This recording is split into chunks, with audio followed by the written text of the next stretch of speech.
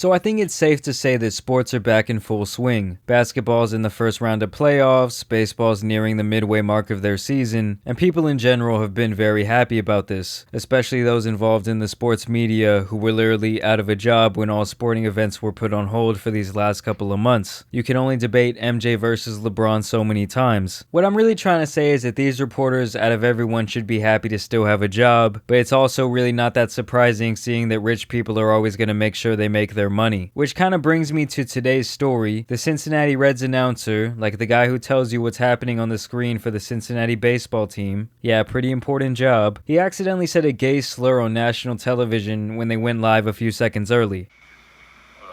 Capitals of the world. One of the F-word capitals of the world is exactly what this man said. And what's hilarious to me about this situation is that he was saying this completely homophobic shit right before going back on air. I mean, I know he's an old man and this was probably just a regular part of slang back in the day between men, but nowadays this is really not acceptable, especially in your field where you're supposed to be, I don't know, somewhat professional while on the job. This was made obvious when he was fired at that exact moment on national television for everyone to see. He tried to play it off like nothing happened and get on there with his radio voice, and I'm pretty sure this is when he gets the news that he's been fired. Reds in front of the Royals. We go to the top half of the fifth inning. Castellanos to lead things off. Jim Day's going to be taking us the rest of the way through this game. So this guy's had a job with Fox since 1996. That's 24 years strong. And then it was all gone in an instant. This is when he takes his opportunity to go center stage and start his immediate apologizing tour for what he said just a mere 20 seconds ago. Which gets wild when he starts going on and on about how he's a man of faith and he's sorry from the bottom of his heart if he hurt anyone tonight. Basically saying, I'm not like that. I mean, I know I just said something that was really bad, but I'm not like that. I made a comment earlier tonight that I guess went out over the air that I am deeply ashamed of. You're really not sorry, dude. You're just sorry that you got caught. And honestly, going on this little apology is kind of just adding insult to injury, buddy. You got caught with your hands in the cookie jar, and now you want to talk about your straight A's and your clean room. I'm here to tell you right now, we don't care. Let me tell you something. We don't care. You know he's going to be tracking down the guy who started the broadcast 10 seconds early. Probably was the gay intern who was sick of all of his ridicule. And the best part is when someone hits a big old dinger while he's trying to apologize. Think of myself as a man of faith.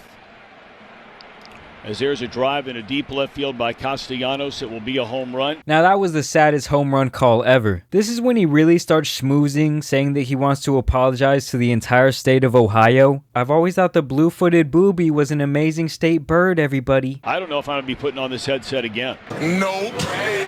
I don't know if it's going to be for the Reds. Nope. I don't know if it's going to be for my bosses at Fox. Nope. So I'm going to apologize for the people who signed my paycheck. And he tries to explain that this is not who he is, but he did seem pretty comfortable throwing that word around so casually. Look, if you want to be racist or you want to be homophobic, it's in your best interest to, at the very least, keep it to yourself. And at work is really not the place to slip up, dude. You can just see it in his eyes that he knew he blew it. This man was probably really close to retirement, and he just screwed up massively. I am very, very sorry, and I beg for your forgiveness. Jim Day will take you the rest of the way home. I'm honestly just surprised they hadn't cut off his microphone at that point. It was almost like when you know you're breaking up with someone, so you have to have that extra long, extra awkward goodbye because it's probably going to be the last time you see them. You guys gotta understand that in this type of business, they really have to be cutthroat. Massive corporations are getting canceled and boycotted left and right, so these organizations really have to act quickly to make sure they look good to the public. 24 years deep into this relationship, and they axed this man in less time than it takes to warm up a slice of pizza. But either way, guys, let me know what you guys thought about the video down below. Some of you guys may have noticed the boost in the quality. I just got this new microphone set up, so I'm going to be playing with it for a while. So I'm really excited for the future of the channel, guys. I want to thank y'all for all the support lately, all the new subscribers, all the comments, all the shares, all the likes. It really means a lot to me. But it's been your boy, the Tan Superman. There's some other news out here that needs to get covered, so I'm out. Peace.